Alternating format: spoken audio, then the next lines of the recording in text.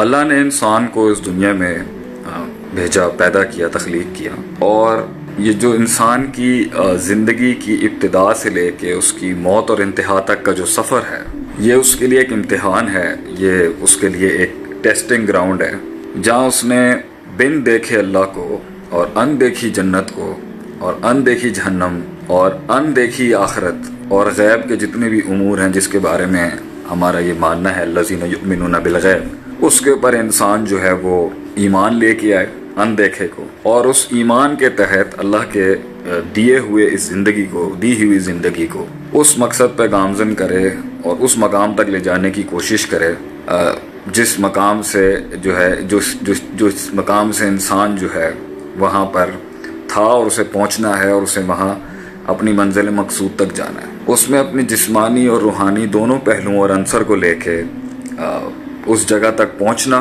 किरदार का इर्तिफ़ा, अपनी नफ्सियात का इर्तिफ़ा, अपनी सोच, अपनी शख्सियत को इस काबिल बनाना अनदेखे अल्लाह के साथ और उस आखिरत को रख के दुनिया के अंदर फिर वो अहकामात के साथ चलना और एंड के अंदर अपनी मंजिल मकसूद, अपने असल घर तक पहुँचना। ये इन शॉर्ट मकसद हयात बयान किया जाता है और है भी सही।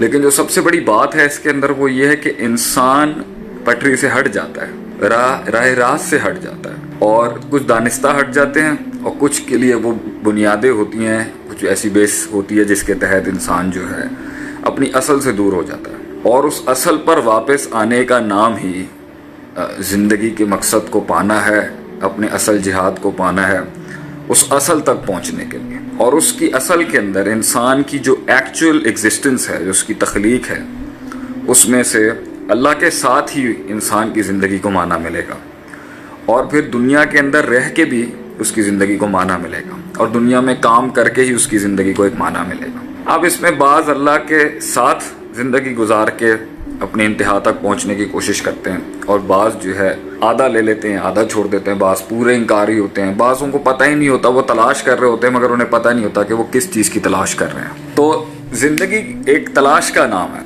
एक तलाश का नाम है, और फिर एक कमाल का नाम है, और फिर उस कमाल के बाद उस सस्टेनेबिलिटी, उस ग्रोथ के साथ उसको मेंटेन करने का नाम है, उस रिटेन करने का नाम है। और इसके अंदर बड़े बड़ों के पैर फिसल जाते हैं, बड़े बड़े लोग गिर गए इसके अंदर, और जो है अच्छे खासे लोग इसके अंदर कामयाब भी होंगे।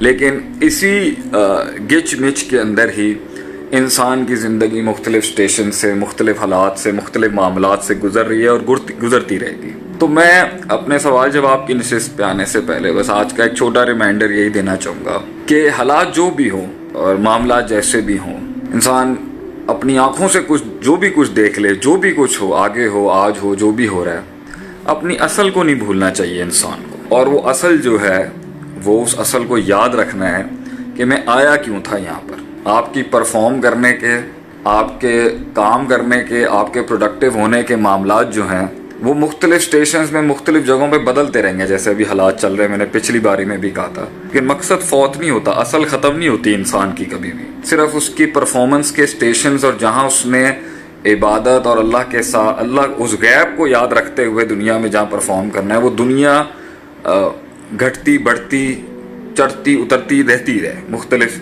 फॉर्म्स अख्तियार करती रहती है इंसान की, लेकिन असल कभी ख़त्म नहीं होती। और वो असल है कि हमें जाना है और हमें नंबर्स लेके जाना है, हमें अपने आप को गामजन करके रखना है उसके ऊपर कि अल्लाह को हमारी एक अदा भी पसंद आ जाए इस दुनिया के अंदर, जिसके तहत वो हमें कहे कि जा मैंने तुझे जन्नत दी। क्योंकि असल सुकून और असल घर तो वही है हमारा, मगर ये भी है, इसमें भी हम मौजूद हैं। इसका भी जो हिस्सा जो अल्लाह ने रखा है, जो नसीब है इसके अंदर, हमें उसके लिए भी अपने आप को लेके चलना ही है। लेकिन इंसान जो है वो रास्ते से हटता है, गलती करता है। कुल्लु बनी आदम ख़ता के तहत हर इंसान से, आदम के हर बच्चे से अलैहिस्सलातु वस्सलाम गलती होती है, बट दैट डजंट मीन कि उसे, मगर दूसरा पार्ट जो हदीस का है कि वह खैरुल ख़त्ताइन अत-तव्वाबून, जो उसका रिफ्लेक्शन है, जो उसके ये जुमले हैं, रब्बना ज़लमना अनफुसना व इन लम तग़फिर लना व तरहमना लनकूनन्ना मिनल ख़ासिरीन, कि अल्लाह मैंने गलतियाँ कर दी, मैंने ही जुल्म किया, मेरी ही नफ्स थी जिस सब कुछ ख़राब कर दिया, मैं ही अपनी शहवत के अंदर, अपनी हवस के अंदर, अपनी हिर्स के अंदर, अपनी तमा के अंदर, अपनी भूख के अंदर मैं भूल गया तुझे।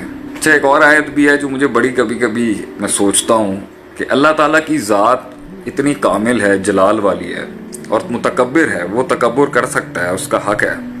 वो कह सकता है कि मैं हूँ, मैंने बनाया। तो ये जुमले हम डाका मार के लेने की कोशिश करते हैं कि जी सेल्फ मेड मैन, जी मैंने बनाया सब कुछ।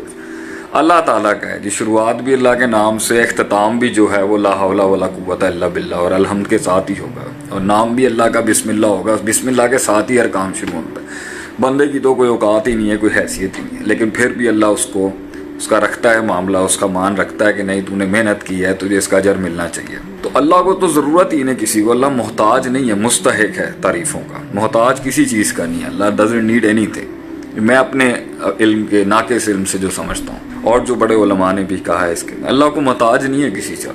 ना ही अल्लाह को किसी की बात से हम ये कहेंगे जी वो हमारी तरह उसको दुख होता है या वो इमोशनल हो जाता है। नाउज़ुबिल्लाह, लैसा कमिस्लिही शैउन, अल्लाह की कोई मिसाल मखलूक से नहीं दी जा सकती। मखलूक का कुछ भी ऐसा नहीं है जिसके साथ अल्लाह को समझा, अल्लाह को उसके साथ मिसाल नहीं दी जा सकती। लेकिन वलाहुल मिस्लुल आला के तहत जो कुछ अच्छा हम में होगा वो बिल औला अल्लाह की, जैसे अल्लाह में भी रहमत है, हम में भी रहमत है, लेकिन अल्लाह की रहमत बिल आला और बहुत ऊला ही होगी, आला भी होगी, ऊला भी होगी हमेशा। तो अल्लाह को कुछ नहीं चाहिए इंसान से। शायद लोग समझते हों कि अल्लाह को ये बंदगी, ये इबादत, ये सबमिशन, ये सर्विट्यूड मोहताजन चाहिए उसको, या ही इज़ नाउज़ुबिल्लाह, ऐसी कोई बात नहीं है। उसने इंसान को मौका दिया कि तू बन सकता है, और जब तू उस बनने के प्रोसेस के अंदर खुद किसी चीज़ से गुजरेगा तो तुझे बहुत सी चीज़ें समझ में आएंगी। बहुत सी चीज़ें इंसान को समझ में आती हैं जब वो गुजरता है घाटियों में से, जब वो गुजरता है मामलात में से, उसे अपने बड़ों का कदर होना शुरू होती है। मैं लिटरली स्पीकिंग, जैसे जैसे वक्त के फेजेस से गुजरे, सिवाय अपने खामियों के अंदर कुछ नहीं दिखता कि यार हमने क्या क्या नहीं बोल दिए उस वक्तों में, कैसे मिजाज होते थे हमारे जवानियों के अंदर उस वक़्त में।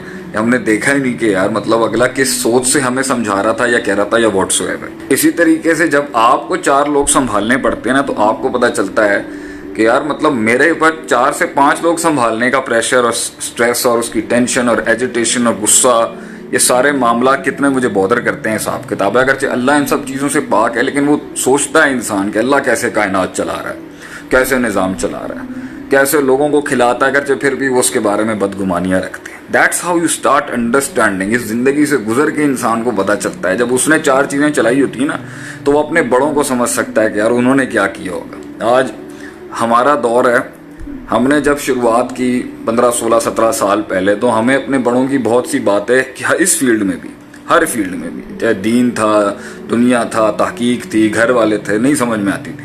मिजाज थे हमारे, ऐसे ऐसे मिजाज होते थे कि आप सोच नहीं सकते। आज जैसे जैसे हम अपनी 40 के पास पहुंच गए हैं और अब हम जा रहे हैं आगे की तरफ, हमें एहसास होता है कि यार हम तो मतलब उनका ज़र्फ़ है कि उन्होंने हमारे ऊपर खामोशियाँ इख्तियार की, और आज हम भी अपने छोटों के आगे बड़ी खामोशियाँ अपनाते हैं।